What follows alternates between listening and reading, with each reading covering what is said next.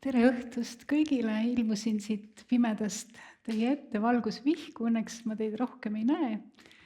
Aga tere tulemast tänasele kirjanduslikule kolmapäevale, kuhu oleme siis palunud esinema Kultuurkapitali, Kirjanduse Sihtkapitali 2024. aasta luule- ja proosaauhinna nominendid. Minu nimi on Kai-Oliivia Arrak, ehk võib-olla olen paremini tuntud nime all Kai Kask, kuna ma olen ka paar raamatut kirjutanud selle nime all. Olen olnud selle žürii esimees sellel aastal või õigemini küll vist siis naine. Ja minuga koos olid žüriis lugupeetud kirjandusteadlane Jaanika Kroonberg ja fantastiline luuletaja Sveta Grigorjeva. Aga täna olen ma siin esialgu teie ees üksi, aga peagi satuvad siia luuletajad, prosaistid, meie parimad pärlid, kelle me siis välja valisime. Ma väga lühidalt võib-olla räägiksin sellest žürii tööst, mis tegelikult algas juba suvel, kui me need pakkumised saime see nii-öelda amet vastu võtta. Sügisest läks tõsisemaks tegevuseks ja loomulikult, kuna raamatud armastavad ilmuda enne jõule, siis läks päris suureks tuhinaks, aga tunnistan ausalt, et kõik raamatud said, ma arvan, et piisava hoolega läbi uuritud. Palju raamatuid me läbi vaatasime, seda ma ei oska öelda, sest see arv ulatus, ma arvan, koos vaba auhinna nominentidega üle 300 kindlasti. Ja mille üle mul tegelikult ongi väga hea meel, et see raamatute hulk, mida kirjutatakse, mõeldakse vahel selle kohta nii ja teisiti, et kas neid on nii vaja palju kirjutada igalühel. Aga mulle väga meeldib ja ma ka oma Sirbi intervjuus mainisin, et see rohujuure tasand, et see eestlane on tõesti kirjutaja rahvas ja ükskõik, las ta kirjutab siis oma naabrinaisest, oma kodutalust, oma teekonnast Siberist, lapsepõlve mälestustest, millest iganes. Mina olen igal juhul seda meelt, et peaasi, kui inimene midagi teeb ja see ongi kõige tähtsam, kui ta saab teha seda veel ka lisaks tsensuurivabalt. Ma kutsuksin siia luule nominendid. Kõigepealt alustaks siis Jüri Talvet, olge nii kena, tulge siia poole. Piret Põldver on kusagil seal hämaruses, tema kõrval Maarja Pärtna, palun. Veiko Veelius. Nii, ja täna meie hulgas ei ole nominente Triin Soomets ja Mart Kangur, aga ka nende kogudest tuleb pisut juttu. Ma võtan ka ise istet siia. Mul oli tänase õhtu ülesehitamisega selline väikene trikk välja mõeldud, et kuna meie auhinnagala toimub 14. märtsil ehk siis õige pea, siis andsin ma lugupeetud nominentidele ülesande kõigile võrdse lugeda ette oma raamatust luuletus, mis asub leheküljel 14. Ja tuleb sealt, mis sealt tuleb, aga ma kontrollisin igaks juhuks üle. Need on täiesti fantastilised luuletused, mis annab veel kord tunnistust sellest, et nominendid on nominatsiooni auga ära teeninud. Nii et võib-olla Jüri Talvet, äkki te alustate oma 14. lehekülje lugemisega? Hea meelega. Sul on õigus. Seespoolt keegi meist paotanud ei ole seda ust. Olematus ei ole uni. Sinu peogi mu randmel kaotada ei saa valu ega aega. Siiski eriline lõhn on esikul, kui raskest unest ärkan autolaenutuse kontoris. Noor naine laua taga mäletatavalt sinises mõistvalt naeratab, kui seiklusest Raivoga talle pajatan. Kui Salaskivile, Liivimaile džiip meid viis, ilma sidureist-pidureist aimu kummalgi meist oleks olnud. Julgustavalt naerab naine, mäletatavalt sinises. Kui pajatan, kui liivaluit teil kaduma läks džiip ja kadus Raivo. Naerab, mäletatavalt sinises, sest kontori ukse taga lösutab džiip laisa penina. Sõpra Raivotki on ikka näha lootus. Minu arust suurepärane luuletus. Minu silme ees hakkas jooksma kohe Auto24 portaal, et mis aasta auto ja ei tea, kui palju läbisõitja, kas manuaal või automaat, aga tegelikult ma tahaksin iga luuletuse kohta lugeda ka väikese arvamuse, mida meie žürii siis on kirja pannud. Ja luule kohta kirjutas arvamused Sveta Grigorjeva. Ja ma loeksin siia juurde kohe siis Jüri teie raamatu kohta Sveta arvamuse. Jüri Talveti See maa peal saladuseks jääma pidi on põhjamaiselt karge ja lõunamaiselt kirglik. Raamat, mis mäletab, mälestab, pühitseb ja pihib. Elu on saladus, nagu luule. Talveti tekstid on nagu vana tee, mille ääres korraks seisatada, justkui tuttav, aga igal sammul pisut muutuv, oma soodu kulgev, siin on kaotuse ja mäletamise, aja ja igaviku teemad, aga siiski mitte raskepärasena, vaid pigem rahulikus, voolavas, venivas tempos kulgevad. Sõnad on hoolikalt valitud ning nappides kujundites peitub sügavus. Kas te olete nõus sellise arvamusega või tahate vastu vaielda, ümber lükata või on teie arvates ka see raamat midagi sellist? Kas ma ütlen, mina ütlen või? Jah, palun. Mina ütlen seda, et see arvamus teeb mulle suurt au ja muidugi olen ma selle raamatuga tõesti üsna rahul, et mul õnnestus see kokku panna. Siin on nimelt raamatus esimene luuletus on 20 aastat vana, kirjutavad New Yorgis ja viimane luuletus on üle möödunud aastal, isegi vähem, 23. aasta juunis Ventspilsi loomemajas, seal olin ma ka, olin siis seal 6 aega. Ja raamatu enda ma sain kokku panna tänu sellele ootamatule üks Türgi luuletaja tegi mulle ettepaneku, et kas ma ei tahaks olla seal nende loomemajas ja mõtlesin, et mis siis ikka, et käin ära seal ja see on Bursa lähedal, oli väikses kalurikülas, seal ma siis 3 nädalat töötasin selle juures ja mõtlesin, et nüüd ma olen pühendunud ainult luulele, muidu ma alati igasugused teised ülesanded ka, aga siis tegin ja mul oli seda kogunenud nii palju, et ma sain ka veel välja jätta palju sellest, mis oli kogunenud ja ikkagi tuli üsna ilus raamat kokkuvõttes, nii et olen sellega väga rahul. Aitäh teile praegu ja pärast veel mõni küsimus. Aga asume siis Pireti kallale ja mis sinul 14. leheküljel pakkuda on? Minul on selline tekst. Pühin su keha palju kordi päevas silme eest maha ja asetan asemele argise linnasahmerduse, jalutuskäikude lõhnad ja värvid aknaklaasilt. Kui kerkid taas läbi argihägu. Su silmad püsivad minus alati kauem kui sügislehtede magusa kõdu hingus suvejärgses pargis. Ja täna tulevad sõbrad. Sõnad, mida nad räägivad, naerud, mida nad naeravad, eemalduvad. Voolan välja. Nuusutan su kaela. Võtad mu une, mu kiire aja. Vahetan pilte ööde viisi. Pühin su keha silme eest maha. Aitäh, Piret. Ja Sveta on sinu kohta kirjutanud niimoodi. Piret näitab oskuslikult, kuidas kirjutada luulet, milles romantilised tunded ei ole taandatud lihtsakoeliseks õhkamiseks. Igatsus, armastus ning iha materialiseerub siin tõsiselt võetavaks pingeväljaks, mille taustal saab analüüsida nii sugu, kirge kui kehalisuse temaatikat. Tekstid on täpsed, samas affektiivselt laetud ning iha intensiivsed, pakkudes lugejale tihti samastumisvõimalusi, sest kes meist poleks ikka vahest tahtnud tahta teist inimest, elujänu, rõõmu, seksikamat ja jätkusuutlikumat maailmas olemist. Kas see võib midagi sellist olla, millest? See on väga ilusasti öeldud ja kui ma ühel hetkel sain aru, et raamat, mida ma kokku panen, on luulekogu ja see luulekogu räägib armastusest või armumisest, siis mul tekkis küll tunne, et siin on klišee oht on üsna suur, et sellest eks ole varemgi kirjutatud. Aga aga rõõm kuulda, et see tagasiside on väga, väga julgustav olnud.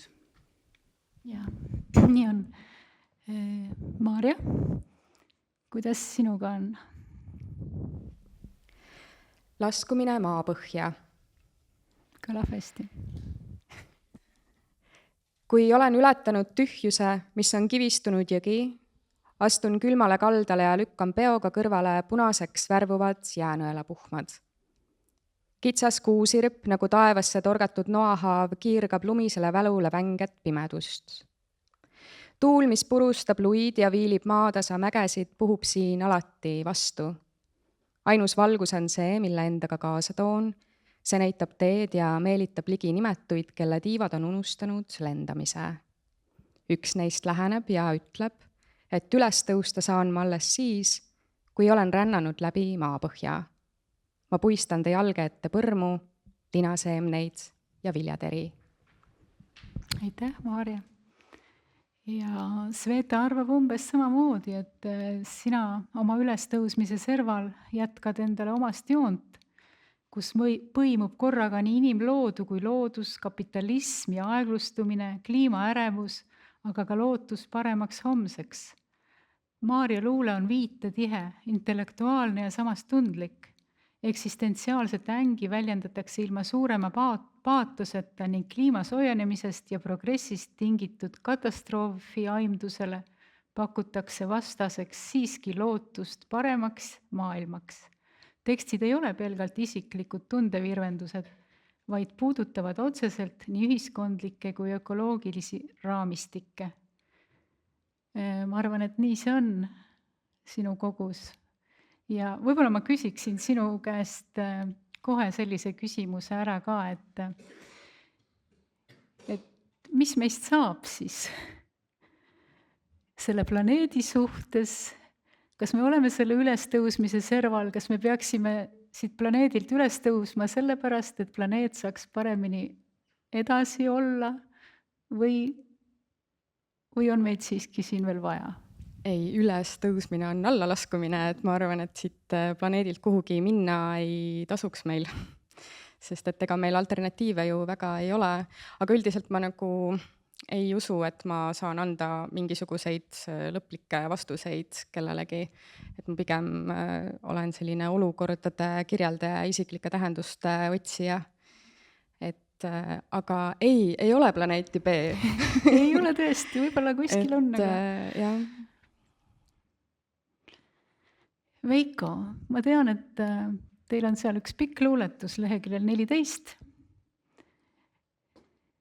Vastupidi. Just nimelt. Minul sattus lehekülg 14 ja olema ilmselt selle kogumiku kõige lühem luuletus.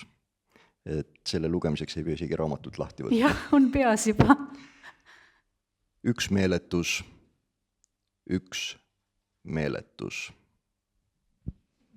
Kõlab hästi. Vähem on alati parem. Väga eluline. Jah, just nimelt. Sveta arvab teie kogu kohta, Tiigri aasta on siis selle kogu pealkiri. Kogumik on eklektiline ja vormiliselt eksperimentaalne rännak aastasse 2022. Päeviku formaadis kirjutatud luulet iseloomustab nii Venemaa sissetung Ukrainasse, eksistentsiaalsed mõtteuidud, leidlikud naljariimid olmest ja kohati ka mütoloogiline mõõde. Autori mina on mõnusalt irooniline, muhe, toimuvat distantsilt jälgiv ning ühiskonnakriitika on siin pigem heatahtlik kui kuri. Isiklik ja kollektiivne, reaalne ja sürreaalne põimuvad siin millekski taoliseks, mis üllatab pea igal leheküljel ning sedasi ei muutu kogu kordagi tüütuks, mis sest, et tekste on raamatus palju. Et jah, see tekst oli küll lühike, aga teil on kindlasti võimalus ka pikemaks tekstiks hiljem. Aga jah. See oli küll väga ilusasti öeldud, mis sinna kirja oli pandud. Aga ma lühidalt tutvustaksin ka neid raamatuid, kelle autoreid siis meie juurest täna ei ole. Ma alustaksin võib-olla Triin Soometsast ja temale oli antud täpselt samasugune ülesanne, lehekülg 14. ja mul ei jää muud üle, kui see ise ette lugeda. Ta ütles, et see luuletus talle küll eriti ei meeldi, aga sellegipoolest ei jäänud midagi üle. Minu arvates on see väga kena selline mõtteavaldus. Olen siin külmas, olen siin kodus, ühtviisi imelik. Olen siin kohal, olen siin teel, ühtviisi imelik. Olen siin elus, olen siin surelik, ühtviisi imelik. Olen siin mina, olen siin teine, olen siin praegu, olin siin enne, olen siin vaba, olen siin kinni, ühtviisi imelik, teistviisi mitte. See on siis Triinu luuletus ja Triinu kohta on kirjutanud Sveta järgmist. Tema kogu kerge kogu jõust on sõnade tagune maailm, sõnad, mis on kooritud kiht-kihi haaval lahti, et välja saaks tulla miski, mida võiks kutsuda tähenduseks või isegi tähenduste tähenduseks. Soometsa luule on tihkelt täis mõistujutulist sõnumit, manamist ja eksistentsi lahtiharutamist, kasutades selleks keelt nii noatäpselt kui võimalik, ei mingit ballasti. Kui juba millestki rääkida ja võtta nõuks üles kirjutada elu, siis nii tundlikult ja napilt kui võimalik. See on luule, mida enam ei otsi, vaid mis juba teab, kuid vastuseid ometigi tihti ei anna. Lugedes aimdub tunne, et kõneleb keel ise, elu ise, mitte aga keegi inimene. See oli siis Sveta arvamus ja lõpetame selle esimese luuleringi siis Mart Kanguri teos Pöörduks. Ja kohe vaatame, mis temal siin öelda oli leheküljel 14. Selle luuletuse kohta ütles Mart, et see meeldib talle väga, et see olevat tema üks lemmikuid. Me elame oma elu salajas. Avalik elu ei tähenda midagi. See on nagu tolm, nagu viirastus, vari. Me elame üksi, öösel, pimedas, talvel. See saab avalikuks, kui aeg saab täis. Kui aeg ja avalikkus laiali pudenevad. Me elame vaikides. See siin on vaikus.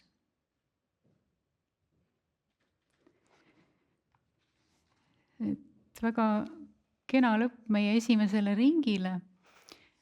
Nüüd on võimalus igal autoril vabalt valides üks luuletus ette lugeda või öelda midagi. Jaa, vabandan. Mart Kanguri Pöörduks loomulikult. See on kogu, mille keel heliseb, lustib, igatseb. Keele gurmaanile on siin maitsmiseks korraga nii sõna ilu kui kujundi nutikust. Mart Kangur tunneb end eesti keeles ilmatuma hästi, sestap tema luule lugejagi tunneb end tema luulet lugedes ilmatuma hästi. Pöördukse lüürika kasutab justkui igapäevast olmelist keelt, aga selle all pulbitseb alati midagi enamat.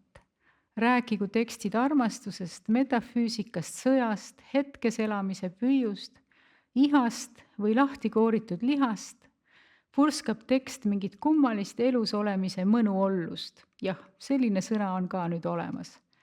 Olla või mitte olla pole mingi küsimus. Olla ja olla ja olla ja olla. See oli siis Mardi kohta Sveta poolt kirjutatud.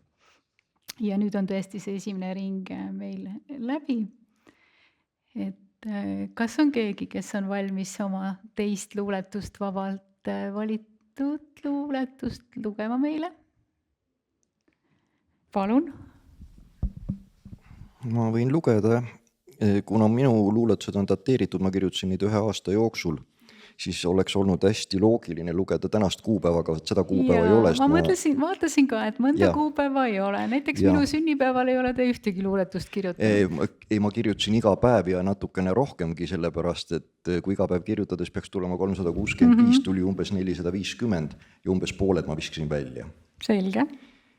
Aga mis oleks loogilisem, kui juba emakeelepäevast juttu oli, et 14. Tõepoolest, 14. märts, see on tõeline ood meie see kuupäev on olemas, jah. Nii et ma loen siis 14. märtsil 2022 kirjutatud luuletuse. Mu keelemaa on meelemaa, siin olen mina ise. Siit ära minna ma ei saa, see muudaks olemise. ma poleks enam see, kes siin, ma oleks keegi teine, taas ennast otsida on piin, kui katkend kord on heie. Siit ära minna ma ei saa, siin on mu koht ja ase, mu keelemaa on meelemaa, tast lahti ma ei lase. Väga kena. Kas see päeviku vorm tuli teile pähe nagu, et äkki niimoodi, et teeks sellise eksperimendi nagu või? Jah, ma ise ütleks, et eksperiment, mitte päevik. Ma ei ole elu ilmas päevikut pidanud ja selle asja mõte ei olnud ka olla päevik. See oli pigem see, et panna ennast proovile ja vaadata, et kas on võimalik. Ja oli võimalik? Oli. Algus oli raskem, pärast läks lõbusamaks. Ja ma pean ütlema ka, et see oli üks väga vahva raamat ja seda oli väga-väga tore lugeda. Aitäh. Palun. Kas äkki meiudest keegi?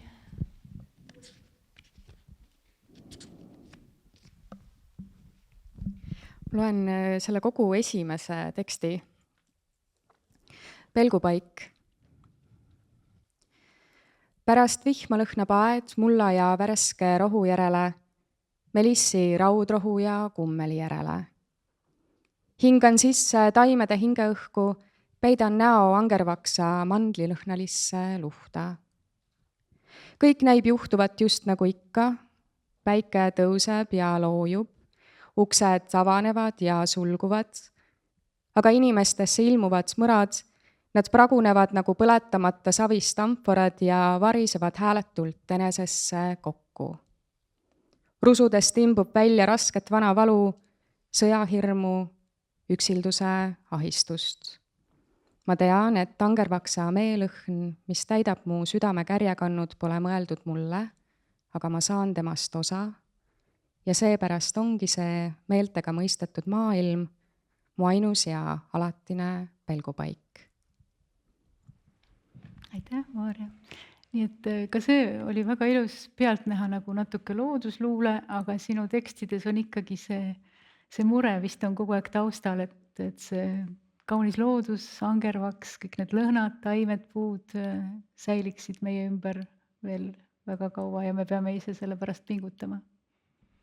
No igal juhul, aga see looduse hoidmine on ka inimese enesehoid, sest et me ei ole ju ometi lahus sellest keskkonnast, kus me elame.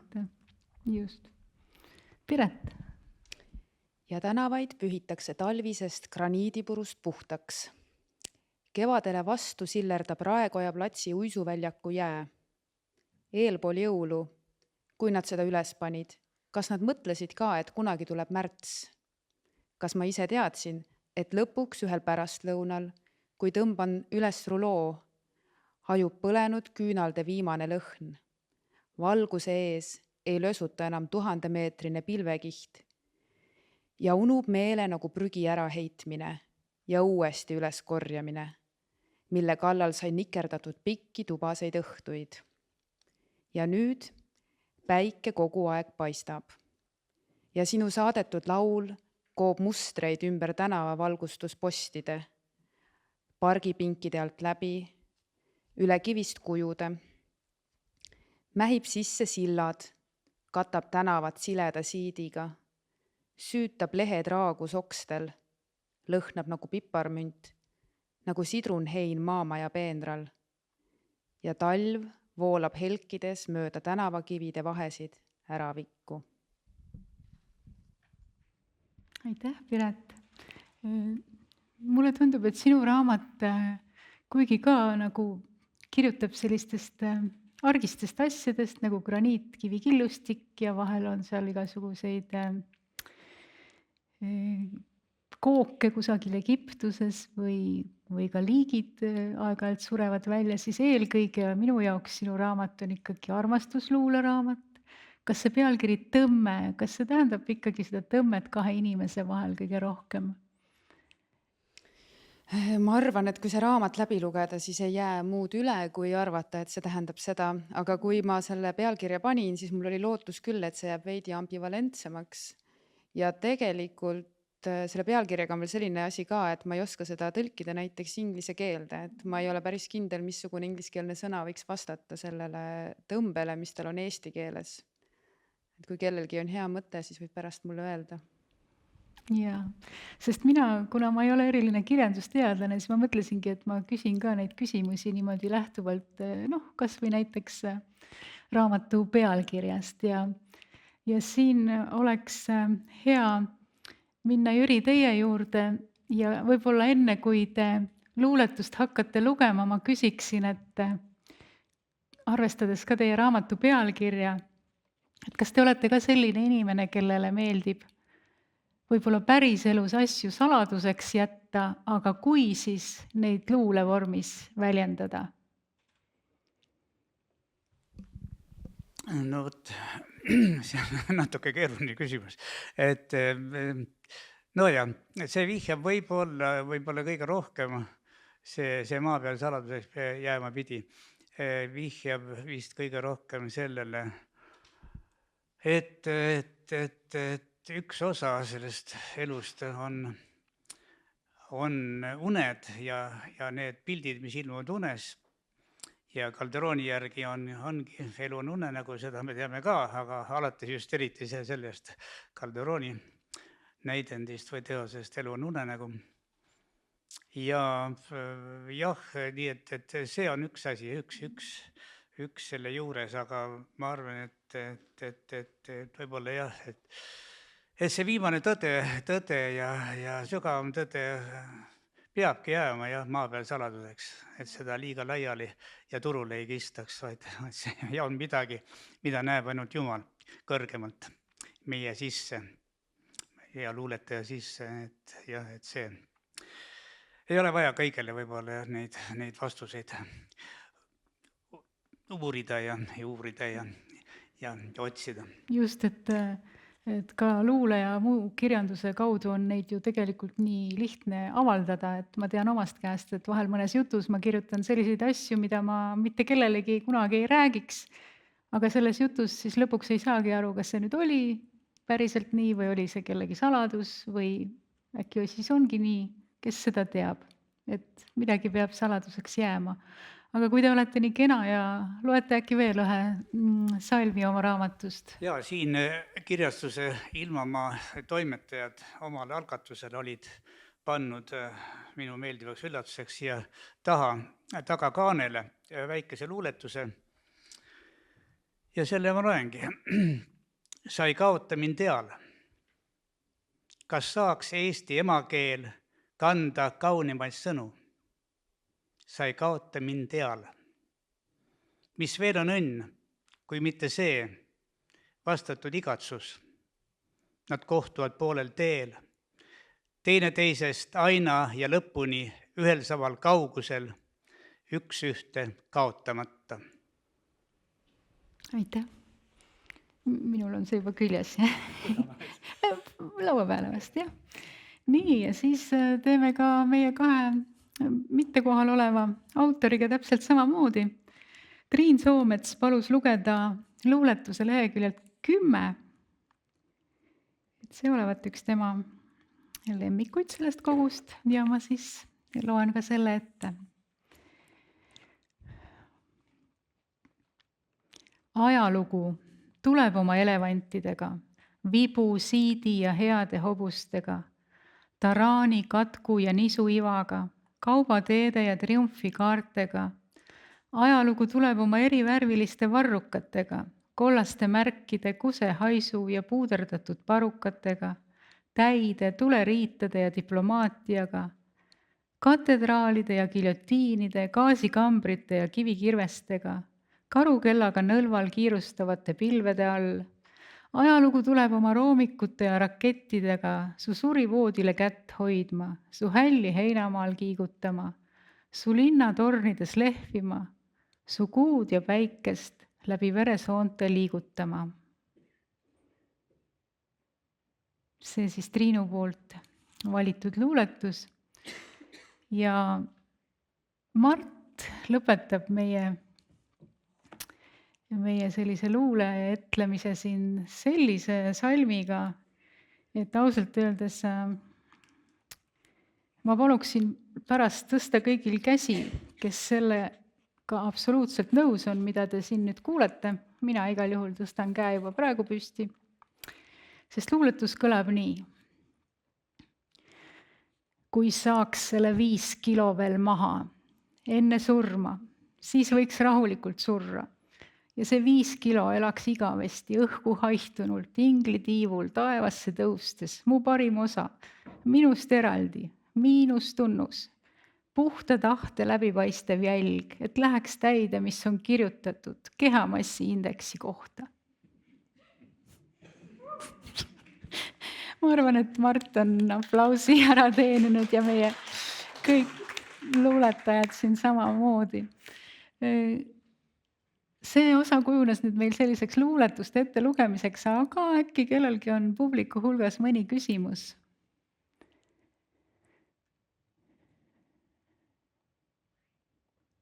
Või on mõnel luuletajal äkki publikule küsimus või üksteisele või mulle? Või soovib keegi veel midagi lisada, millele ma ei osanud tähelepanu pöörata võib-olla? Või jääme ootama põnevusega seda 14. märtsi?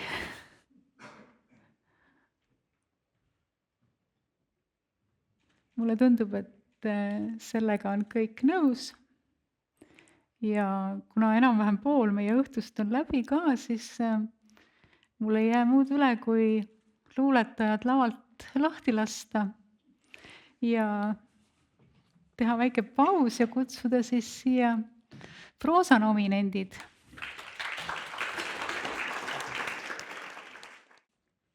Ma korraks siis tutvustan üles ka esinejad koos oma teostega. Kristiina Ehin romaaniga Südametammide taga.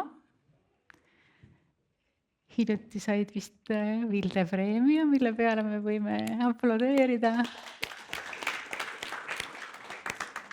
Siis tema kõrval Lilli Luuk romaaniga Ööema, mille peale samuti kulub aplaus ära, sest neid auhindu on juba olnud. Tiit Aleksejev ja ajalooline romaan Taevaminejad ja loomulikult, miks mitte aplodeerida. Maimu Berg novellikoguga siis Abitu armastus. Tere tulemast. Ja siis Aarne Merilai, olete vist täna või olete Merilaid, ma täpselt ei teagi, või olete puu juba? Okei, ja romaani pealkiri siis Puuinimesed ja aplaus selle peale ka.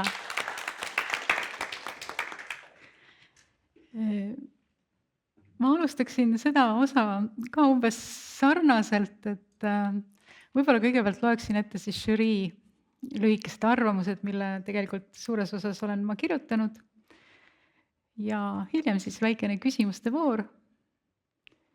Ja kindlasti ka iga autor saab öelda seda, mida tema tahab. Kuna mul on see A4 siin täpselt niimoodi ees, et Tiit Aleksejev on esimene, siis võib-olla alustame teist, Tiit. Minu arvamus teie raamatu kohta žürii liikmena on järgmine. Tsitaat raamatust lehekülg 41. Maailm muutub, oli isa sekundus öelnud. Maailm on juba muutunud. Ta on jõudnud lõpuaega viimaste ridadeni. Need on kirja pandud. Me teame, mis tuleb. Aga mis tuleb pärast seda, milline on uus maailm, me ei tea. Tsitaadi lõpp. Inimene ootab, valmistub. Nii on see kestnud ka 1000 aastat pärast isa sekundust ja kestab edasi. Mida uskuda, kellest juhinduda, mille nimel taeva minna? Tiit Aleksejevi filosoofiline ajaloo põnevik annab filigraansel moel edasi ammuse olustiku nii, et tunned kõrbe liiva hamba all krigisemas ja tajud tolleaegsete inimeste kahtlusi ja kõhklusi ja eks kõik on jäänud samaks tänaseni. Tiit, kuidas see teile tundub? Kas teie raamat võib-olla annab äkki vastuse sellele, kas kõik on samaks jäänud tänaseni või mitte? Ja aitäh, väga poeetiline kokkuvõte. Ma arvan, et maailm on põhijoontes sarnaseks jäänud ja liiv krigiseb endiselt Lähis-Idas ja mitte ainult hambal. Lilli Luuk ja Öö ema. Tõeline eestlaste ajaraamat, mis õigustatult kullipilksena uurib viimasel 80 aastal Eesti pinnal elanud inimeste saatusi, teeb seda eelkõige läbi naiste tunnete ja nende langetatud otsuste selleks, et sageli hoopis mingisugusest tumedamast jõust sõltunud elu ikkagi õigel rajal hoida. Aga me teame, et kõigil alalhoidlikel ja ka vastuhaklikel valikutel on oma hind. Luugi romaan on äärmiselt mitmekihiline, korraga poeetiline ja jõhker sissevaade ajalukku, mis paraku on ka meie olevik ega ei lõpe tulevikuski.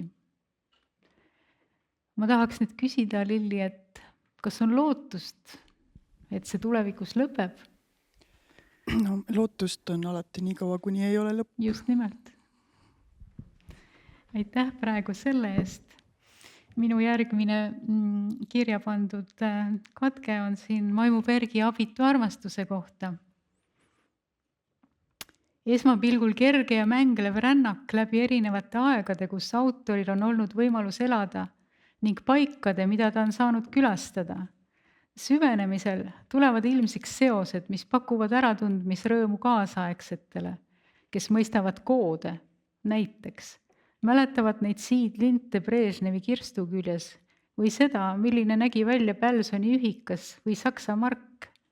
Kogu see aja ja maailma ränd on pikitud mõnusa eneseirooniaga, väärindatud autori eruditsiooniga ning mõeldud haritud ja intelligentsele lugejale. Meeldiks teile selline raamat? Taevak. Ja, no muidugi meeldis. See oli tõeline lugemiselamus minu jaoks vähemalt. Kes siis ei tahaks olla intelligentsete lugejate autoriks? Ja jalutada veel mööda seda Pälsoni tänavat. Teeme nii. Kristiina, Südametammide taga. Keeristorm, tuulispask, vesipüks. Nimeta, kuidas tahad, tagajärjeks on kaos. Kaosest päästab aga vaibunud tuulele järgnev päikesepaiste, vihki on lakanud ning elu tundub jälle tasakaalus, kuni just selline päikesepaiste on oma tormlevas argipäevas ka Kristiina Ehin, kes leebe ja teinekord mitte nii leebe käega asetab asjad taas õigele kohale. Appi tulevad head inimesed ja mõttekaaslased olevikust ja minevikust, lähedalt ja kaugelt, ning mis kõige tähtsam, autori siseminad, kes matroonidena Kristiina enda kaitse alla võtavad, oma õlule tõstavad ning üle tulvavate tammide teisele kaldale kannavad. Nii et ikkagi pääsete nende tormide ja tulvavete käest. Lootma peab. Ja. Aga see kaos ja kord või kaose ja korra piiril tasakaalu leidmine, see on kindlasti selle romaani üks tähtis teema ja selline sisemine sund, et püüda sõnastada seda tasakaalu leidmist, nii et hästi öeldud. Vahel peab võtma vaba päeva, eks ole? Jaa. Ja. Aarne, teie raamatu kohta on kirjutanud Jaanika Kroonberg, kes saatis oma arvamuse meile viimasest minutist järgneval minutil. Aga sellegipoolest on see kohal.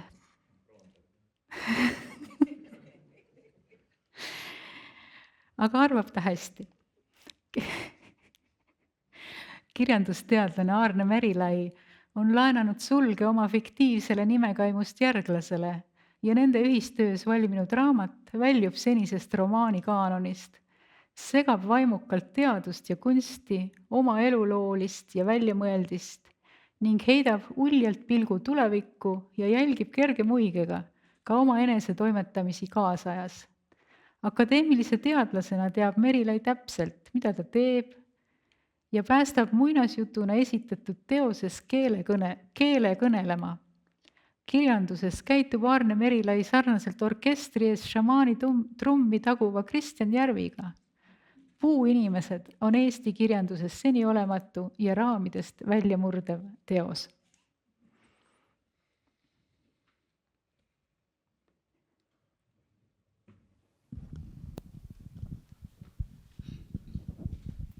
et ma ei oskagi kohe midagi, ma tunnen ennast nagu see ohvitser Spock Star Treki tähelaevas, keda on veokiirega kõrvust üles tõstetud kuskil, et ei oskagi kommenteerida. Aga nüüd ma oskan kommenteerida. Jah, ma tahtsin teha rikast asja ja ma tahtsin maailmakirjandust uuendada. See õnnestus vist küll ja minu arust õnnestus uuendada ka teadmisi seeneniidistikust, puulatvadest, ehituskunstist, millest iganes. Mina sain küll väga palju targemaks, kui ma selle raamatu olin läbi lugenud ja nii mõnedki näpunäited panen kõrva taha. Eriti selle, kuidas tegelikult kulupõlenguga siis võidelda. See ikka lõppes hästi, ma loodan. See lõppes hästi, aga need on need kohad, kus ühel hetkel sa saad aru, et Jumala olemasolu ei ole metafoor. Aga tuletõrjujaid läheb ka vaja. Mul on isalt päritud juba, isa oli vabatahtlik tuletõrjuja. Paljud asjad on isalt päritud. Ja siis on teine metafoor on ka, et puud on inimesed ja see ka ei ole metafoor. Ja meil on üks proosanomineent siin täna puudu, kes on siis Karoliina Pihelgas oma pealtnäha küll õhukese teosega Lõikejoon ja tema teos ilmus üsnagi juba aasta esimesel poolel, kui ma õieti mäletan. Et oli veel enne seda nii-öelda raamatu plahvatust siin aasta lõpus ja seda paremini jäi ta ka meelde. Ja ma loen Karoliina teose kohta ka siis, mida ma olen sellest arvanud. Ette antud eluraamid, kuhu enam ei mahu, vajavad purustamist. Raamid on olnud ühtede ja teiste sundijate kehtestatud, käepäraseks kattevarjuks nende argusele, julmusele, juhmusele, pettusele, mille abile hävitada lapse ja vanema suhet, lämmatada elukaaslast ja lõhestada riiki ja rahvastki. Pihelgas teab hästi, mis selle vastu aitab nii otseses kui ülekantud tähenduses. Nuga, labidat ja kirvest võib tarvis minna.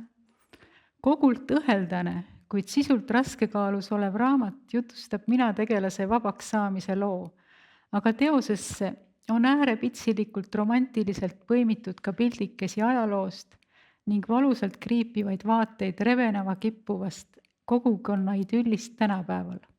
Go, Karoliina, go!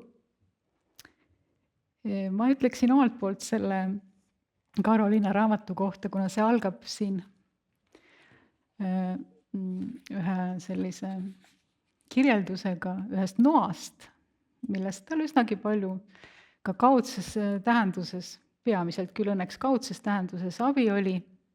Ma pean tunnistama, et minul on ka kodus üks selline spetsiaalne nuga, tal on juba selline mitte väga suur, ots on tal juba ära murdunud ja siis on mul üks selline lõikelaud, ka just nimelt konkreetselt see kindel lõikelaud, selline paksemat sort ja pehmemast puust ja siis kui ka nii-öelda mõtteliselt tuleb kellegiga võidelda, siis ma reaalselt nagu võtan selle noa ja siis ma ikka nagu päris kõvasti seda lõikelauda puren ja see aitab tegelikult päris hästi.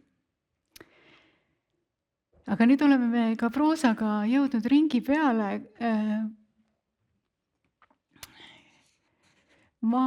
Kas mõni autor sooviks ise oma raamatust midagi rääkida või esitan ma mõne küsimuse, kuidas soovi on? Ma võin võib-olla küsida ja siis te räägite seda, mida te soovite. Võib-olla teeme niimoodi.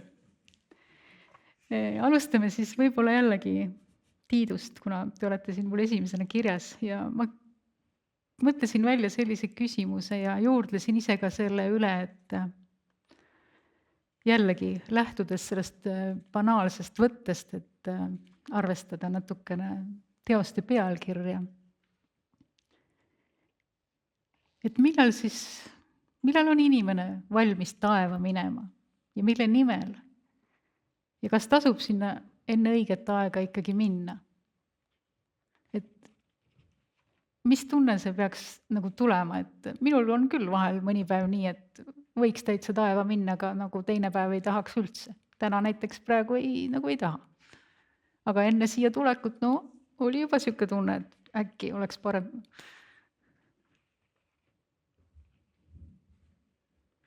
tegelikult see on muidugi tõsine küsimus. jah, ma sain aru, aga taevaminek on meil kõigil ees ühel kindlal päeval ja sellest ei pääse ja ei peagi pääsema, aga seda võib mõelda ka ülenemise tähenduses ja võimalik, et ka hirmu vähesuse tähenduses, sest hirmu ja ebamäärasust on tänases maailmas saanud üleliia ja selles ei ole samuti ajaloos midagi uut ja ehk see eristabki meid 11. sajandist, et seal oli selle lõppjaama ees vähem kartust, kuna lõppjaam ei olnud üldsegi lõppjaam.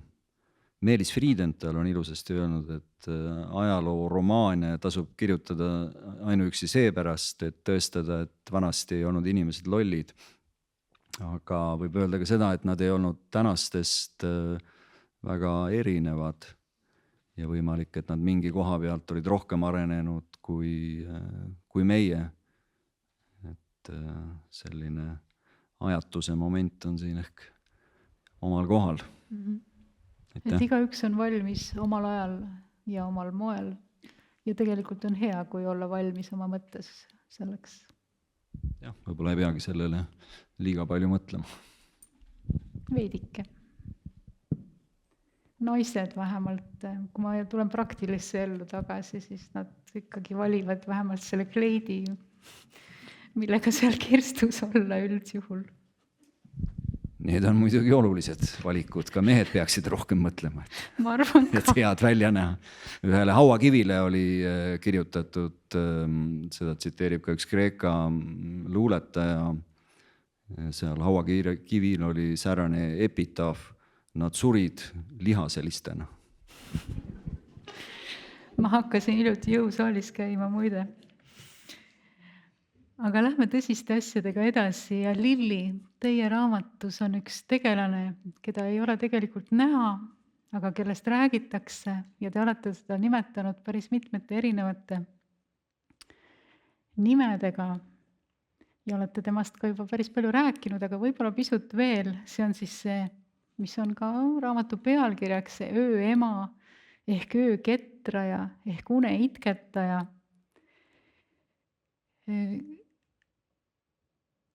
Kas see võib olla natukene selline nii-öelda siis, kas tegelane või õigemini, tänapäeval meil on olemas, eks ole, igasugused lasteabitelefonid ja psühholoogilised nõustajad, aga nii tol ajal kui ka hiljem ja kui ka praegu, neid ei ole alati võtta ja ongi neid lapsi ja ka täiskasvanuid, kes oma traumadest mitte mingisugust abi tegelikult ei saa. Kui meil on aega, siis ma võiksin rääkida lühidalt ühe endaga juhtunud loo, kus pärast mida ma olin tükk aega selle sama uneitketaja kütkes, ma teen seda hästi lühidalt. Minu vorm oli muidugi palju lihtsam, aga lapsepõlves juhtus nii, et me olime vanematega maakodus, see oli umbes, tuleb tunnistada 50 aastat tagasi. Ma olin kuskil 7 või 8 aastane ja jalutasime õhtul mööda maanteed ja mina sõitsin jalgrattaga nendest natuke eespool ja äkki jooksis minu eest üle tee suur põder. Iseenesest loomad ja ka põdrad tol ajal ei olnud veel nii haruldased, sest meie maamaja asus küllaltki metsa sees ja aknast olin ma neid, isa teinekord kutsus, tule vaata, näe, põder on seal noorendikus. Aga kui see suur loom ikkagi mõne meetri kauguselt mu eest läbi jooksis, siis jättis see minusse sellise nagu alateadliku hirmu, et mul läks päris mitu suve sellest vabanemiseks ja õhtuti, kui ma läksin magama, ma olin päris kindel, et see põder paneb oma pea sealt aknast sisse, ma nutsin, ma hüüdsin ema muidugi tuli, lohutas, kuidas oskas, täiesti praktiliselt, et see põder kuidagi ei saa tulla sealt aknast sisse, aga mitte miski ei aidanud, ühesõnaga see võttis ikka päris mitu aastat aega ja ta hiljem lihtsalt nagu läks üle, aga lapsed teie raamatus on kindlasti elanud üle palju ju hullemaid olukordi ja hirme, situatsioone. Ja ega neil vist ei jäänudki muud üle, kui öösiti siis nutta, hüüda ema, kui oli ema tulemas. Kas see võib natuke sarnane selline olukord olla? No ma arvan, et on selliseid asju, mis ajavad meid öösel üles ja me teame, mis need on. Aga ilmselt on ka selliseid asju, mis võtavad meilt une, aga me ei oska neile selget nime või nägu anda. Ja ma arvan, et võib-olla ööema on see, kes natuke täpsemalt seda teab, mis või kes see on, mis ei lase meil öösel magada. Aga ilmselt need on ikkagi need päevased üleelamised, mis siis öösel võib-olla unes või inimese peas need... Sellele ma ei oska vastata.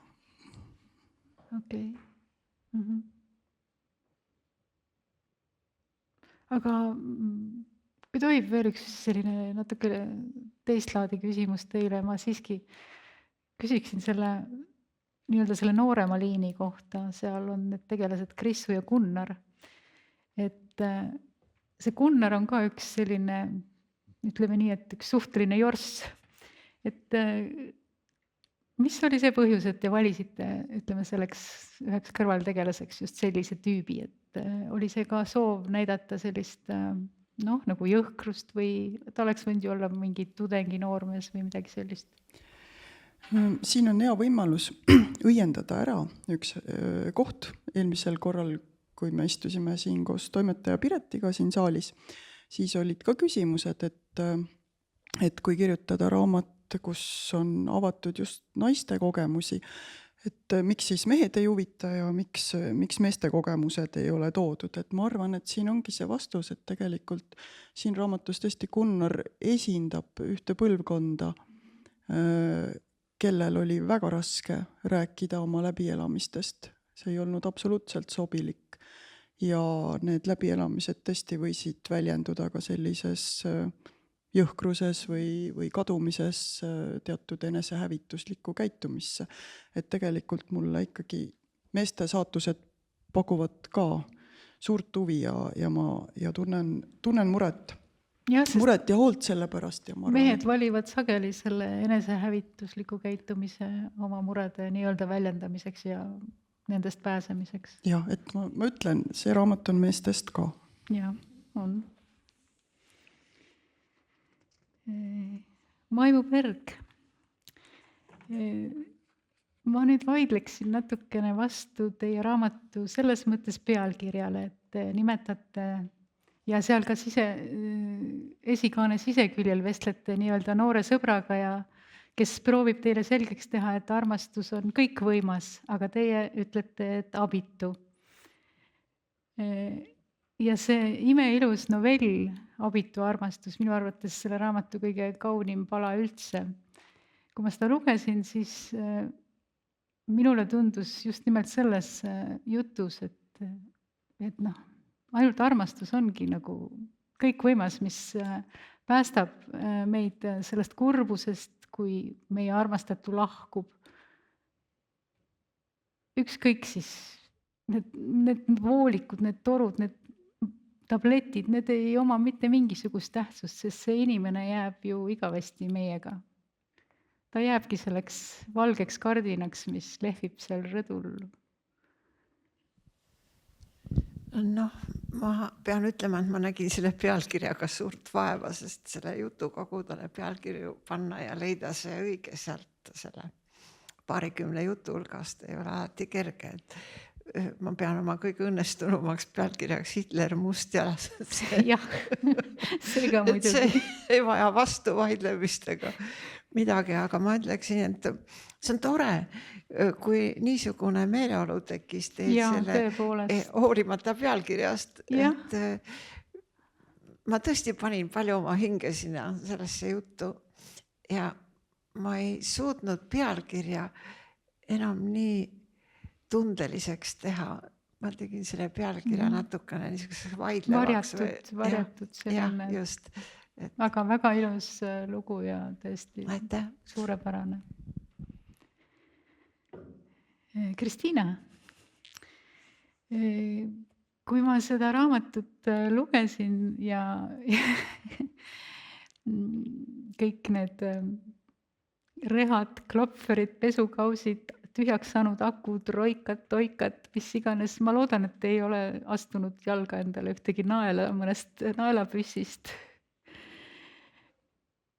Jah, aga et tõesti meenutate ka mulle selles raamatus just nimelt seda, kui selles raamatus teie elu võib võib-olla võrrelda näiteks vurganniga, siis ühest küljest te olete tõesti võib-olla see, kes selle vurganni niimoodi käima lükkab, aga olete ka väga osav seda vurganni siis peatama.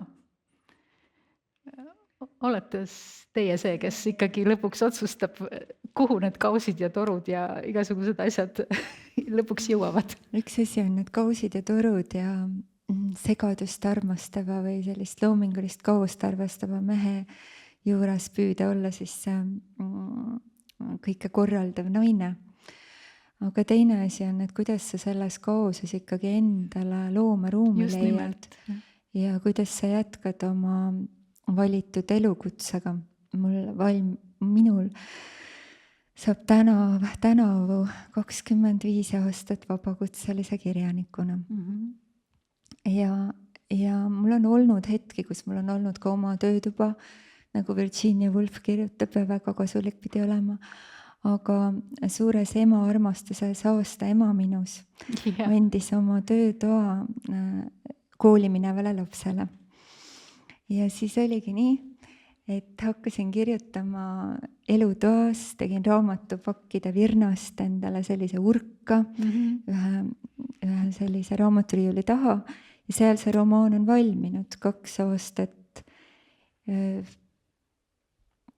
Võib-olla päriselt teadmata, kuhu ma jõuan, aga käies teraapias uurides, mis on minu südametammide taga, mis võiks olla meie rahva südametammide taga, mis on need tabud ja tammid ja hirmud, mis meid tagasi hoiavad ja samas, mis on see, mis ikkagi tahab meist välja pulbitseda naeruna, nutuna, loominguna, lauludena. Ja siis need enesekorrastamishetked või need, siin on üks peatükk, kus ma vestlen Liidia Koidulaga. Just nimelt, jah. Ja Liidia Koidula seal räägib mulle, kuidas tema on korda hoidnud elus ja ikkagi teenija peab olema, kuigi tegelikult muidugi Liidia oli ka väga usin perenaine. Aga ta ütleb, et üks isuri naine Kroonlinnas rääkis talle, et sa pead sukelduma. Ja see on selle raamatu minu jaoks üks suur tarkus, kuhu ma jõudsin. Ma olen ju loovkirjutus õppejõuna ja vabade kunstide professorina proovinud selle saladuse jälile jõuda, et kuidas me ikkagi loome, kuidas me saame hakata äkki seda tegema. Näiteks luuletama. Kuidas sa hakkad keset seda argipäeva virvarri äkki luuletama? Ja siis ma jõudsin see kujuteldava Koidulaga suheldes ja ma siin suhtlen ka kujuteldava Kristjan Jaak Petersoniga, tantsin temaga, Vilde Pisuhännast, seesamune Ludvig Sander ka muudkui sekundeerib Maardu Märdile, Silveri rikkale rivaalile. Aga et üks isuri naine ütles Koidulale Kroonlinnas meie loomelaulu ainetel, lauldes talle seda meie loomelaulu, kus lind sukeldub sügavasse ja ta peab noka vahelt sealt põhjast maa ära tooma või midagi olulist ära tooma. Et see looming on ka üks suur sukeldumine ajalukku, iseendasse, oma hinge põhjakihtidesse, oma sõpradel lugudesse, oma unenägudesse. Ja ma tegelikult panen siia punkti. Sukeldumine on siin tähtis teema, aga ma tahaksin hiljem veel korra saada sõna, sest et ma lubasin endale, et ma ei tule Tartust ennem Tallinnasse kohale, aga ma ikkagi ei saa ka ühe lõigu siit raamatust ette lugeda. Aga mitte praegu, ma annan nüüd vahepeal sõna teistele. Teeme nii, meil on vist Aarne seal ootamas oma järge ja ausalt öeldes, kui mina teie raamatut lugema hakkasin, siis tükk aega ma tegelikult ei saanud aru, mis asi see on. Kohe üldse ei saanud aru, mis asi see on. Aga kõige nauditavam kõige selle muu juures, mis seal oli ikkagi see, et see keel, kuidas te kirjutate, see on lihtsalt suurepärane. Ja loomulikult need mõnes mõttes võib teid nagu Kristiina Ehinaga selles mõttes võrrelda, et te mõlemad jõuate nii palju, et kuidas te seda kõike oskate nagu alates tõesti nendest puudest, seentest, ma ei tea, ja veel kirjandusest ka. Et kas teid on mitu või oled? Võib-olla on mitu, aga võib-olla tuleb sellest, et süsteem on kujunenud. Olete süsteemne inimene. Ja süsteem kogu aeg toodab, see on nagu tuumajaam. Kui suures ma ise laisklen väga palju, te ei kujuta ette, kui palju ma laisklen ja raiskan internetis aega lihtsalt male mängimisel ja nii edasi. Et tegelikult jõuab kõik ja ma arvan, see tuleb sellest, kui sa oled läbimõeldud ja kõik töötab süsteemipäraselt ja siis ta kogu aeg seostab ja toob tulemusi, hakkad lihtsalt otsast peale ja hakkad puudest peale ja siis kõik asjad tulevad tasapisi kaasa. Ja. Et see oleks niisugune vastus, et ma ise väga imesta, aga ma saan aru küll, et see võib imestama panna. Ei, kui te mainisite juba malemängu, siis ma umbes saan aru küll, et kust see süsteem tuleb ja mul on hea meel, et me leidsime täna siis selle tuumajaama üles.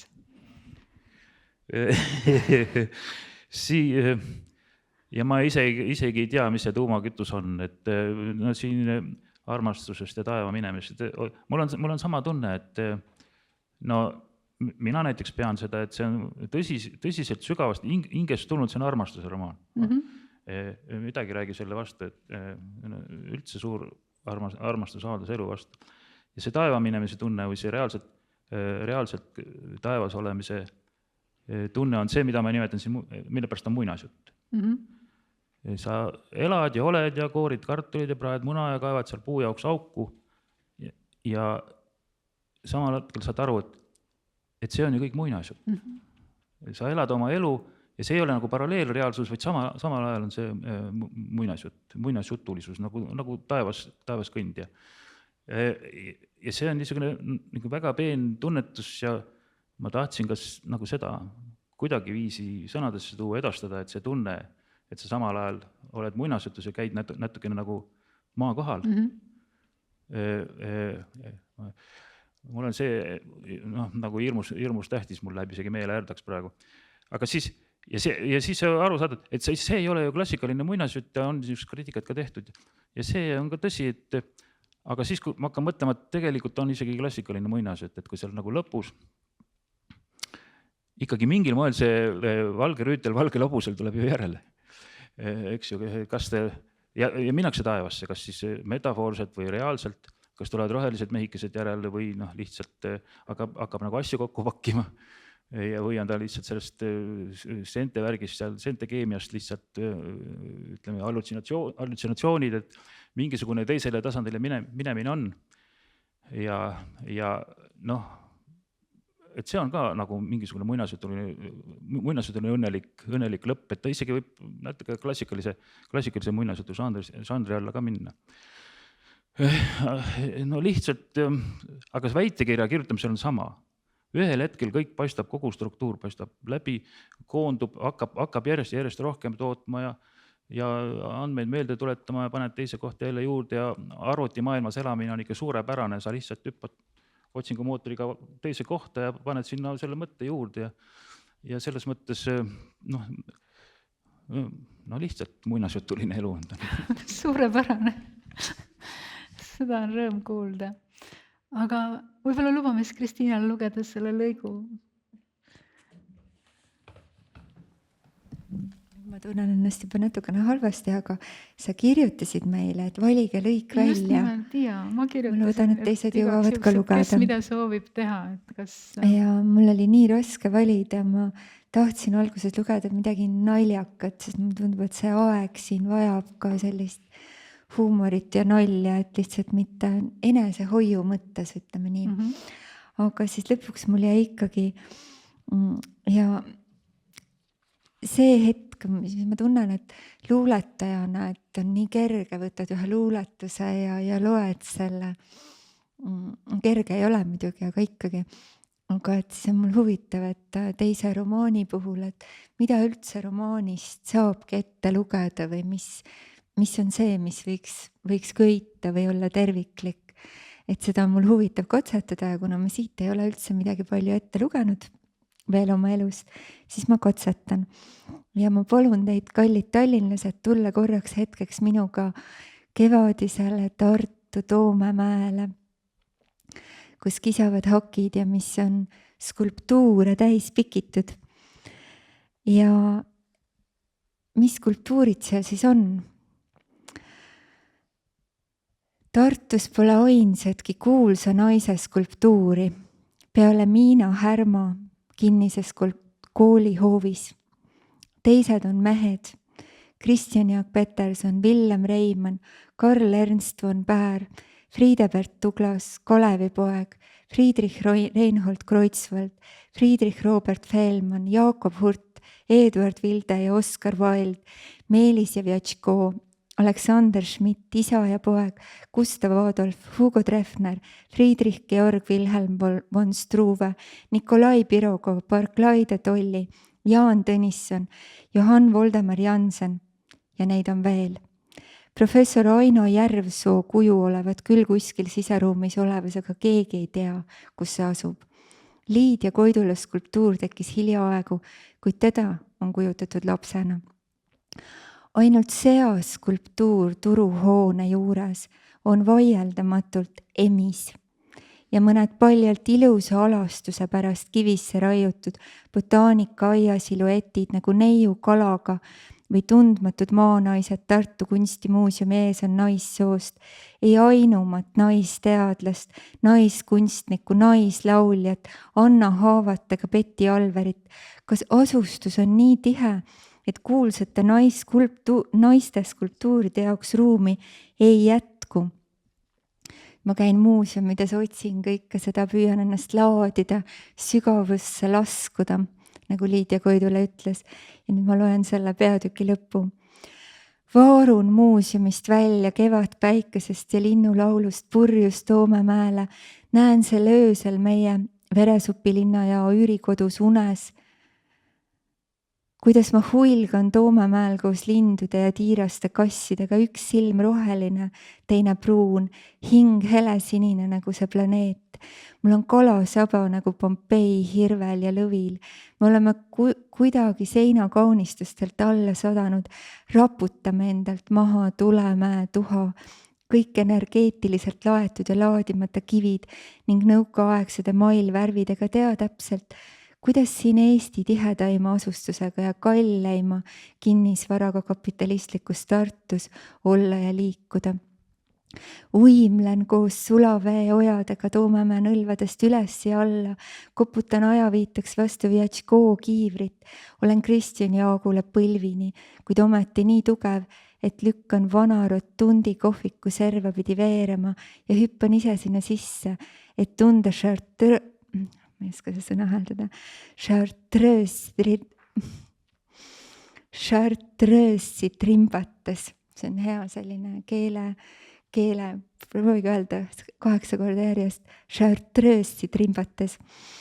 Korrakski kosmilist kaaluta olekut. Tunnen, et teen ajalugu nagu Ene Ergma või Marika Mikkelsaar. Veeren lapikus planeedina pöörlevas kohvikus Ingli silla alt läbi, eks see ingelgi võis mees olla, ja põrutan suure hooga vastu Raekoja platsil suudlevaid tudengeid. Leian end neiu jalge ees, kelle seelik on lühike nagu vöö ja silmad suured nagu galaktikad. Võtan ta oma kasulapseks, vihkan ja armastan teda. Ühe korraga käsin tal iga päev Emajõe kalda mudas peesitavatele hiigelemistele rokka keeta ja tube koristada, 1000 herneteri välja noppida, 10 aastaga oma printsile, 12 last sünnitada nagu Struve naine, ennast teostada, maailma kuulsaks saada, teadust ja kunsti teha ja siis vanast peast, kui ta nahk on kuivatanud nagu muumial, panen ta tagasi sinna, kiiskava päikese alla Raekoja kellatorni kuminasse, kus pääsukesed ja tuvitada märgistavad.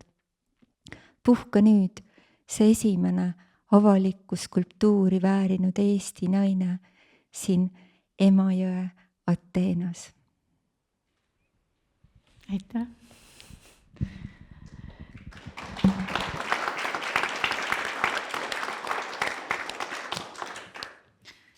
Ja ma arvan küll, et naised peavad teinekord selle puhkuse lihtsalt võtma.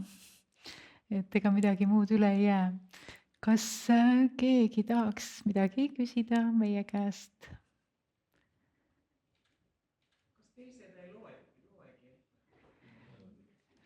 Lugemine ei ole keelatud, kui on kuulajatel aega ja soovi. Lugemine ei olnud otseselt kohustuslik, aga lihtsalt, et igaks juhuks, kes soovib, võib lõigukese loomulikult lugeda.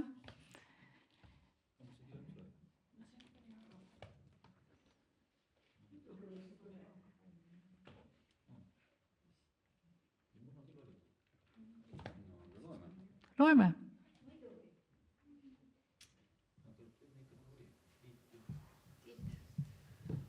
Ja, kui Jumal lõi aega, siis ta lõi seda palju, et auditoorium tundub olevat väga sõbralik, et seepärast söandan samuti lugeda.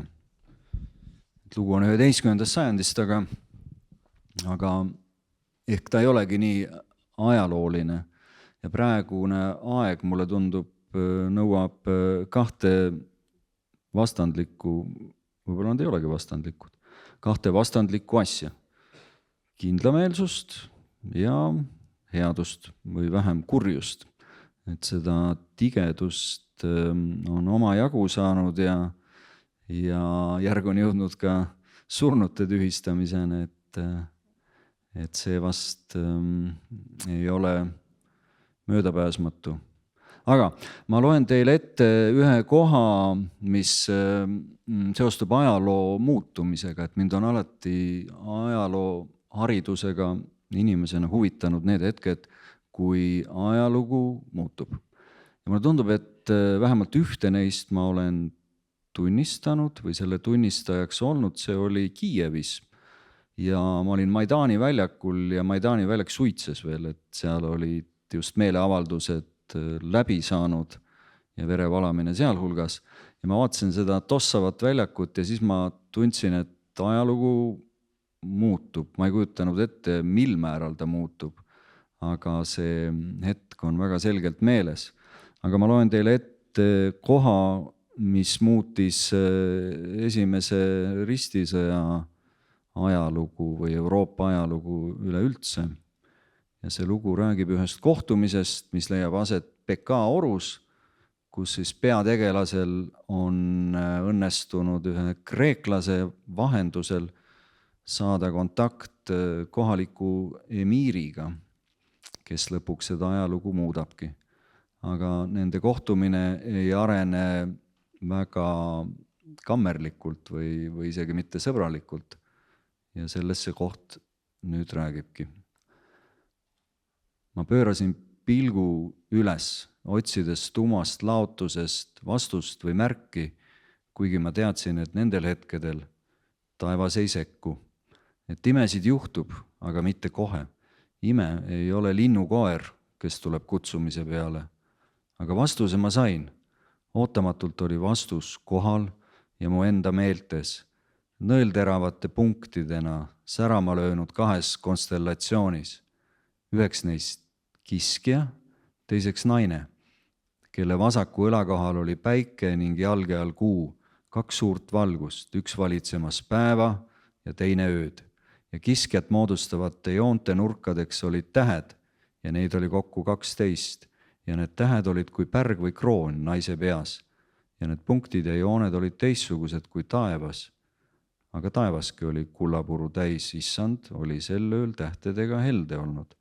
Kõik omal ette nähtud kohal, taevastel vahipostidel.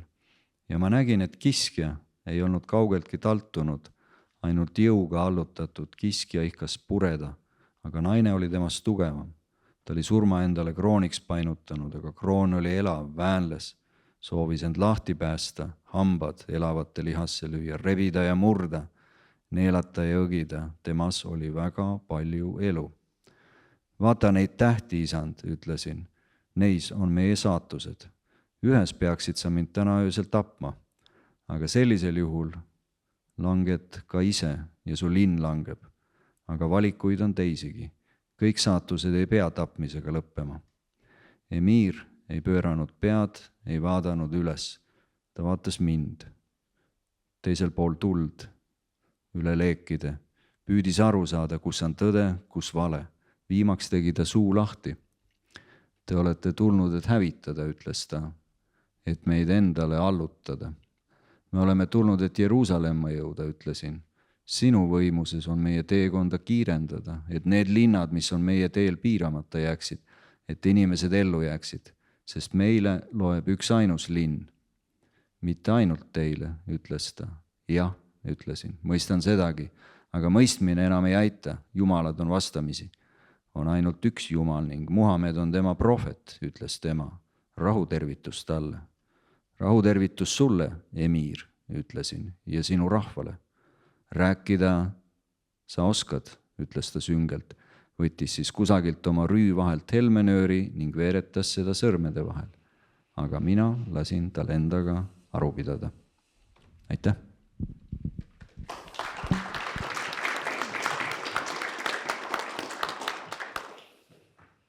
Ja palun, kes soovib lugeda veel?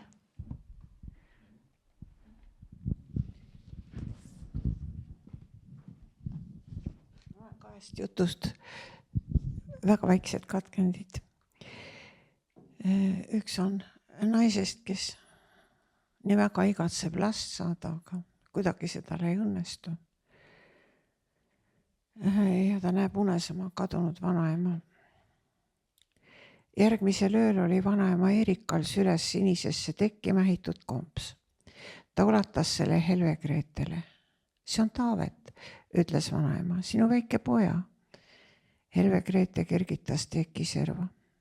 Teki sees magas beebi. Kui vana, seda Helve Greete ei teadnud. Tal polnud lastega kogemusi. Ta pani kompsu ettevaatlikult voodile ja harutas teki lahti. Väike Taavet oli teki sees alasti. Voodis sirutas ta ennast, sättis käed üle pea, matsutas natuke ja magas edasi. Taavet on terve, vaata, ta pani käed kohe üle pea, nii magavad ainult terved beebid, seletas vanaema. Laps nägi tõesti terve välja, tugev, kuid mitte lihav, väike nuku, tillukesed munandid, Helve Greete silmitses poisikest huviga, keeras siis lapse ettevaatlikult kõhuli. Taaveti Peppu oli prink ja ümar ning Helve Greete patsutas seda õrnalt ja pööras poisikese taas selili. Laps niutsatas vaikselt. Erika ulatas Helve Greetele luti. Pista talle lutukene suhu, see rahustab. Helve Greete pistis lapsele luti suhu, poiss hakkas tasakesi lutitama, aga varsti vajus lutta paokil huulte vahelt voodile. Helve Greete mähkis Taaveti ettevaatlikult teki sisse. Ma jätan poisi siia, ütles vanaema ja sättis minekule.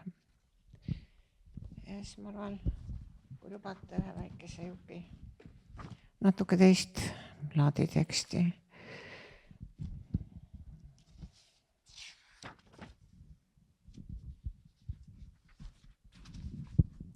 Tere, proua!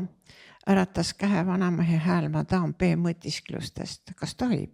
Ja vastust ootamata võttis Madame B kõrval, tõsi, viisakalt pingi teisel serval istet väikest kasvu vanamees, heledas talle suures tolmumantlis. Jean-Pierre, tutvustas vanamees ennast ja lisas. See on perekonnanimi. Madame B vastas Madame B põgusalt naeratades, mõeldes, millisel hetkel oleks kõige viisakam lahkuda, et vanameest mitte solvata.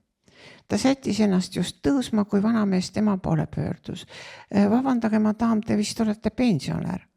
Madame B ei vastanud. Pensionär. See vihjas ju otseselt tema vanusele. Miski, mida viisakas härrasmees endale ei lubaks. Madame B tundis, kuidas ta tahtmatult tõredaks kisub ja esialgu üsna sümpaatsena tundunud vanamees ebameeldivaks muutub.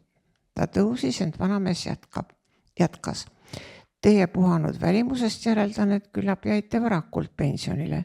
Olete oma 10 aastat vaba põlve nautinud. Vanamees kõrgendas pisut häält, et püsti tõusnud Madame B ikka kindlasti teda kuuleks. Ma pole veel pensionil, vastas Madame endalegi ootamatu trotsiga. No siis on teil kerge tubane töö, mida ka vanas eas teha jaksab, jätkas vanamees justkui kiuslikult. Madame B vaikis ja vastas siis, mitte ainult, mul tuleb küllalt sageli väljas viibida, tundide kaupa õues seista, aga palava ilmaga ja jahedas. See polegi nii kerge. Aga hea on teada, et võite kas või homne päev pensionile jääda.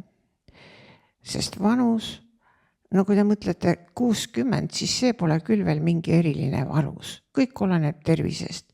Ma ei saa aru neist streikijatest ja protestijatest, see on lihtsalt meie armsate prantslaste rumal komme.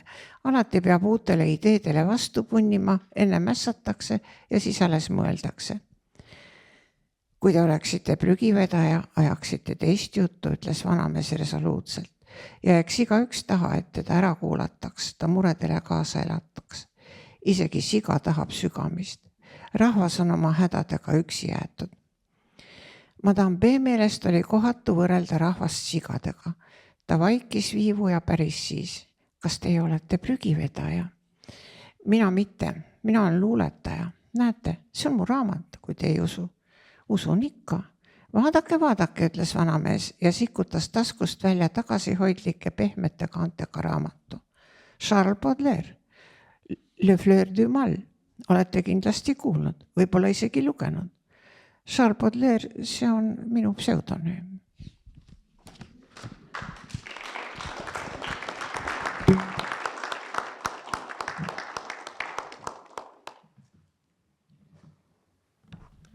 Ütlen siia, kuna me võisime öelda, mida me tahame, et ma ütlen seda, et minu meelest raamatu kirjutamine on tohutult lihtsam kui sellest rääkimine ja päris raske on siit ka katkendit välja valida, kui see lõpuks on valmis kirjutatud, aga mul üks katkend siin on parasjagu, on järg vahel, nii et ma loen kohe,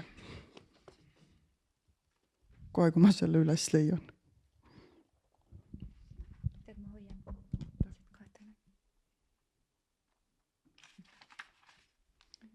Nii täitsa olemas. Suvi. See on lihtsalt väike peatükk, algab siit taas. Hinge sündis juulis oma ema lapsepõlle kodus, siis kui kõik pühad olid möödas. Heinad nii Malle ema juures kui ka Metsavahi talus lakka veetud. Ka servapealsete majapidamiste kauged küünid kõrvalistel metsaheinamalappidel olid täis värsket heina ja südasüval küla ja metsi raputanud haarangutest kurnatud mehi. Sõda oli läbi. Aga mehed magasid ikka püss kõrval, silmad lahti. Rukkis oli hakanud juba vaikselt kõrgust ja värvi võtma, kui Mall ühel õhtul tundis, kuidas tema kehas midagi kui suure kämblaga kokku pigistati, et ta hetkeks hingata ei saanud ja 2 käega kaevurakkele toetuma pidi, kõht kui langev kivi maa kohal õhus. Ega ta ei olnud seda veel neil päevil oodanud. Emagi oli arvanud, et esimesega on ootamine pikk, ärgu ta olgu kärsitu, püsigu rahulik ja hoidku mõtted mujal. Raske oli olla rahulik, kui mundrites mehi täis autod heinamaa ja rukkipõllu vahel sõitsid ning ühe ja teise talu hoovi sisse pöörasid. Hilisel õhtul, kui Mall nõudeloputusvee poengipeenrasse kallas, kostis raba poolt kuulipildu ja valanguid.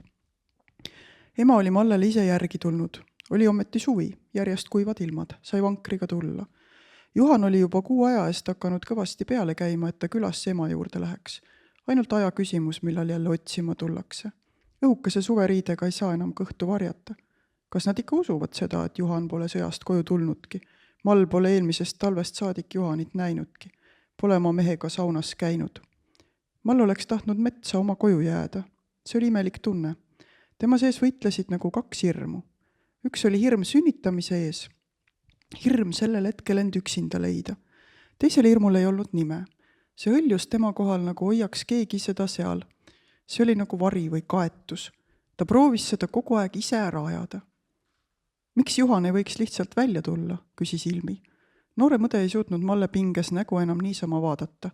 Näperdas oma sinise lillelise kleidi serva. Kui neid mehi ei oleks, kes meid siis veel kaitseks? Ilmi sai Malle vastusest teistmoodi aru. Mille eest? Mille või kelle eest mul siis üldse kaitset vaja oleks, kui mehi ei oleks? Kusagil külaservas haukusid koerad jälle veoautode peale. Läkastasid välja teetolmu ja viha. Sellised autod vedasid nüüd ainult mehi. Kas mehi püssidega või seotud kätega mehi? Kolmandat võimalust polnudki.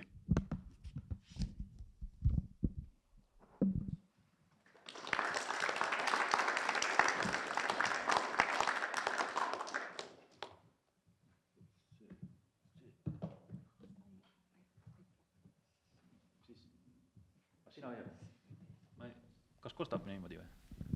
Ei kosta vist. Nüüd kostab. Ma kohe kuulen, et kostab.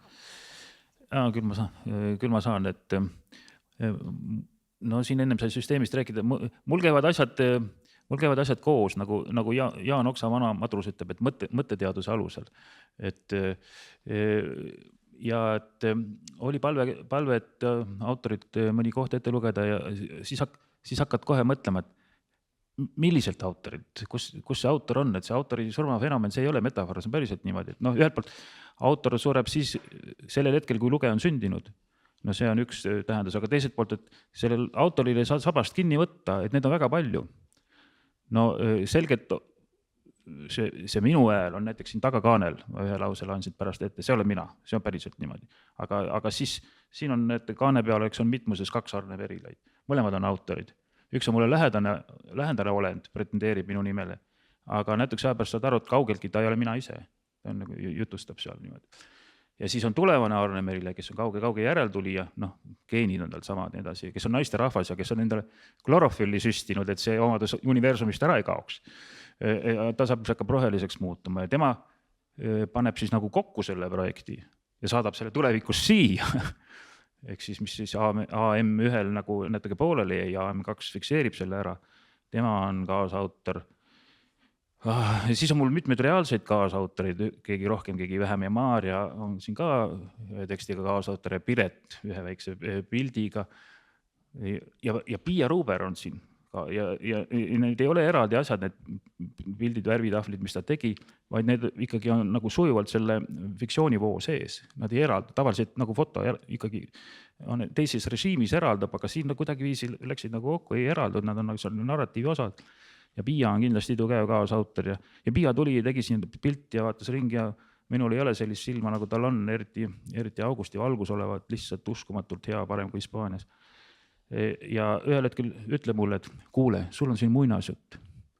Ma ütlesin, Pia, kus sa nii ruttu aru said? Kus sa üldse aru said? Et ongi muinasjutt, tähendab, ja Pia on siin kaasautor. Ja muidugi on loodus kaasautor, eks ole. Jumalad on kaasautorid, aga seda me ei saa kunagi kindlalt väita. Ma kahtlustan, et nad on ajalugu kaasautor, üks kõige kõvem kaasautor muidugi, nagu Kai juba alguses on keel. Et millised autorid, aga ma loen siin 3 autori või 3 skriptori osa. Esimene oleks, mida ma ei öelda, see on minu kirjutatud tagakaanelt. Keegi koob võrku nagu Penelope kangast, oodates kauget tähekülalist. No see on minu hääl, see aitab. Aga nüüd AM1, kes on väga minu sarnane olend, üks jutustaja, aga no kindlasti mitte mina ise. Ta on mingisugused asjad on tal samad, kogenud samu asju, aga mingis kohast läheb nii lappama, et läheb teise kohta ja ma ei tunne teda ära. Aga üks lõik temalt, mis on tema hääl tähendab. Nõndaks, mis me saame? Puudele lähenevad inimesed on puuinimesed. Inimestele lähenevad puud nõnda samuti, puuinimesed. Ülesanne on selge, siit nurgast ja säält nurgast keskpõrandale kokku. Säärane kiasm ehk 100 vakka topelt heeliksit. Ja siis AM2 hääl, ma ei hakka pikalt koormama, mingi lõigukene siin. Esimene oli peatükist puine filosoofia. Ja kõik, mis on puine ja niisugune, muutub siin positiivseks. Me näeme, et puine on siin tunnustus. Ja siis üks, aga küll. Ja siis nüüd, mis AM2 siin lõpus mõtiskleb ja kui ta hakkab nagu asju kokku pakkima, Ja see on väga tulevikus kirjutatud ja see on lõpupeatükist, mitte see ei olnud ulmepunk. No, kaks lõiku. Ulmepunk on selle lõpupeatüki nimi, jah, nagu auropunk ja niimoodi, jah. Et see läheb lihtsalt ulmeks üle. Ulmeliseks läheb. Vaieldakse vastu, et puul ei ole närve. Ta ei tunne valu ja tal ei ole aju. Vale puha. Puud on enesest hästi teadlikud. Nad parandavad oma asendit ja mitte ainult valguse ning gravitatsiooni abil, vaid ka nutika tärklise teradest tajumehhanismiga. Nad põevad ja ravivad oma vigastusi, aitavad väetimatel kosuda. Puud õpivad ja mäletavad. Nende juured läbivad labürindi katse eksimatult. Nad mõistavad bioloogiat, keemiat ja füüsikat, sealhulgas elektri- ja magnetvälja. Nad on arukad kohanemismeistrid, kes õpetavad, kuidas piiratud tingimustes edukas olla. Nad lahendavad probleeme. Ja mitte ainult enda, vaid kogu maakera ja inimkonna omi. Imetavad ökosüsteeme, kasvatavad toorainet, tekitavad vihma, jahutavad kliimat, seovad süsinikku. Puul ei olegi tarvis aju, sest ta ise ongi kogu oma toimivas rakukoosluses intelligentne aju. Ah, mine metsa.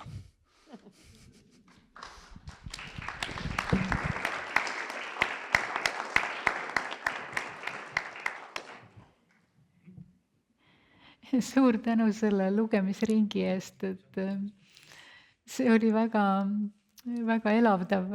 Ma ütleksin paraku äkki lõppakord meie õhtule või tuleb veel äkki mõni küsimus kellelegi kusagilt pimedusest.